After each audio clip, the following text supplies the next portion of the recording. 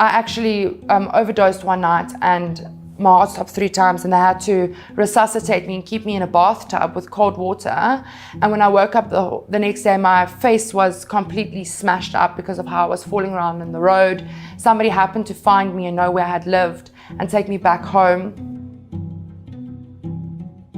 Hi, my name is Salome. I'm a 23-year-old currently residing at Hope Again Recovery Centre in Potchefstroom. My story starts at quite a young age. I was about 14 when I started experimenting with things like marijuana, and it escalated very quickly. At the age of 15, I was using experimental drugs like ecstasy, MD, acids, those types of things. And by the age of 16, I was using cocaine, and cocaine stuck with me. It became almost like a comfort space for me. It became a best friend in my life. Everything I did, I always wanted to do was just a line or two at my side. But I never considered it being an issue because I could go days without it. And then I got into a very serious relationship.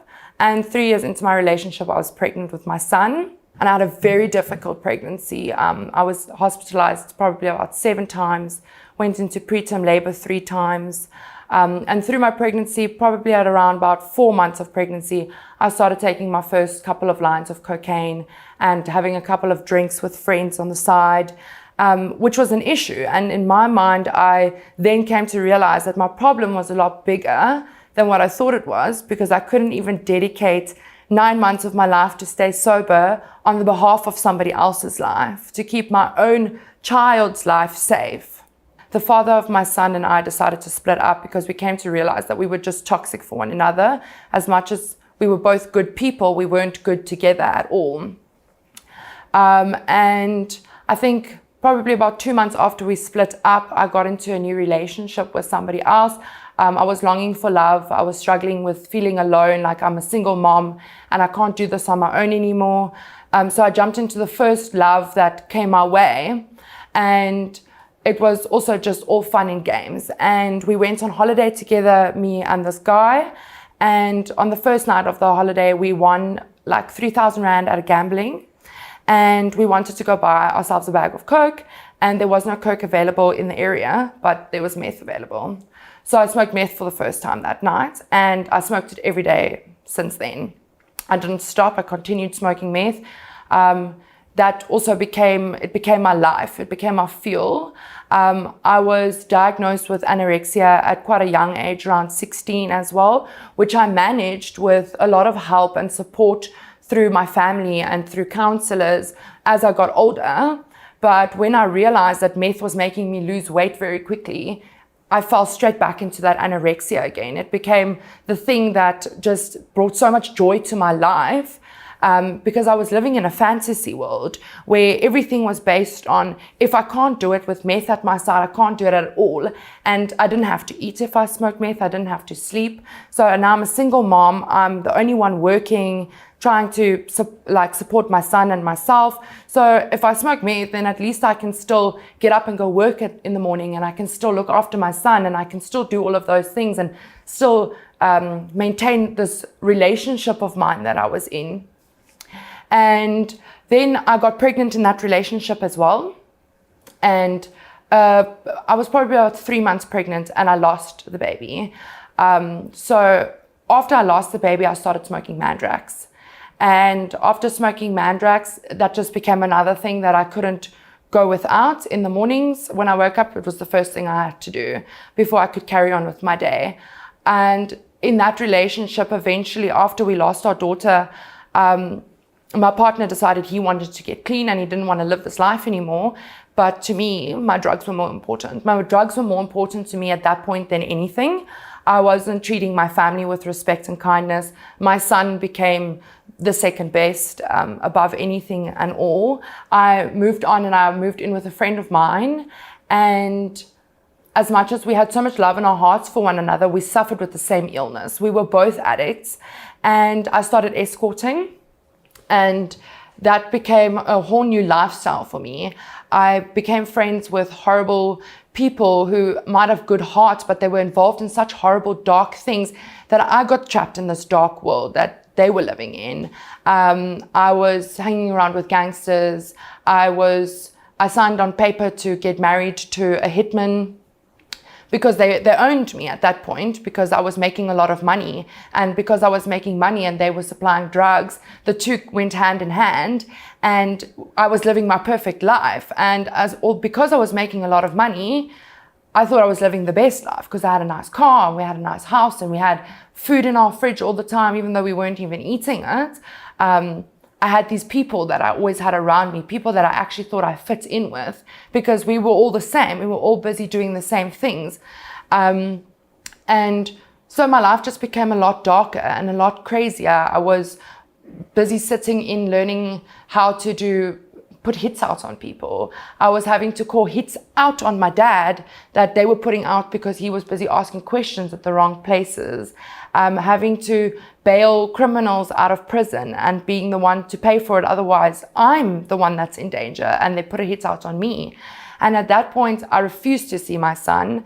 I actually told my family he needs to become non-existent in my life, because I was so afraid for his life, because these people will do anything for money. And I'm already what brings them their money. And if I don't give them the money that they need when they need it, I don't know what they could do. Or I do know what they could do, which made it even scarier. So I actually just ended up getting very stuck into this world. And then I actually went from smoking meth to spiking it, because it was a lot easier and it was a lot quicker, and the high lasted a lot longer. And that's when things just took a turn for the south completely. I lost so much weight. I weighed about 40 kilograms. I was barely even human. I had no contact with my family anymore. When they were away on holiday, I would go break into their house and I would steal their stuff and I would sell it. I stole my sister's camera, diamonds from my mom's wedding ring. I was just doing anything I could to make the money I needed to be able to get my next fix. And I was so obsessed with this life that I was living that it didn't matter to me what it would cost me, whether it would cost me my family, whether it would cost me my son, whether it would cost me my life. My heart stopped 3 times one night when I overdosed on liquid G. I started taking liquid G every 3 hours of the day. And without it, eventually I couldn't function. So I actually overdosed one night, and my heart stopped 3 times, and they had to resuscitate me and keep me in a bathtub with cold water. And when I woke up the next day, my face was completely smashed up because of how I was falling around in the road. Somebody happened to find me and know where I had lived and take me back home to my home where my friends were, and all they could do was pretty much keep me alive. They didn't want to phone an ambulance or police or my family, because they didn't want anybody to know what was actually busy going on there.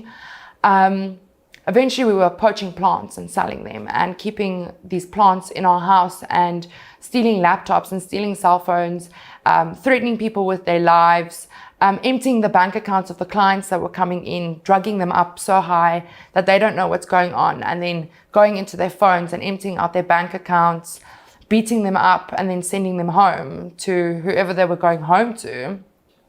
Costing people their jobs, because if they didn't pay us in time, we would phone their workplaces. Just really starting to become scary people in a scary world. And then my parents used to stop outside my house every night at 7:30 and pray. And I used to see them, and I would just draw my curtains and say, I'm not dealing with this. I don't need to see this happening every single night.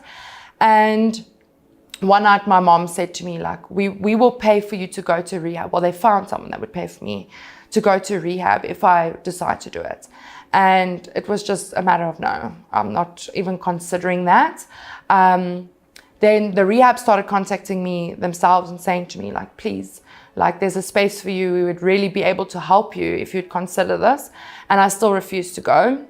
And then one day, the friend I was living with, she was supposed to get out of bed to go to a court case to fight for just supervised visits with her own child. And that morning when she couldn't get out of bed and I had to watch her get arrested, I just thought to myself, this is going to be me.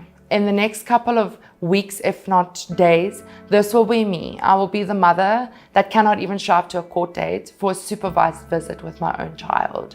And I phoned my mom and I said, it's time, I'll go. Phoned my dad actually, I said, it's time, I'll go. So they came, they fetched me, and within 2 days I was on an airplane and I came to Potchefstroom. And yeah, I came to Hope again, and it's definitely the best thing I've ever decided to do for myself. I haven't only met myself, I've met Jesus, which is a life changer, and in my opinion, the only way to break free from addiction and to break free from loneliness, to break free from not feeling loved, to break free from not feeling like you're worth something. I believe we've all been created with a void inside of us that we will try and fill, but that void was placed there specifically for us to fill it with the love of God. And that is the only way you'll ever find that comfort and that peace inside of you, is if you find God and you really just lay your life down at His feet, because the peace that He will breathe into you is a peace that I cannot explain. It hasn't necessarily made life only easy. It's difficult to be a Christian. It's difficult to give your life to God, but it's so worth it. And I would recommend it to somebody who's not even just in addiction, just anybody who might be struggling with anything. If you lie at the feet of the Lord, I promise you that there will be an answer to your questions that you're asking.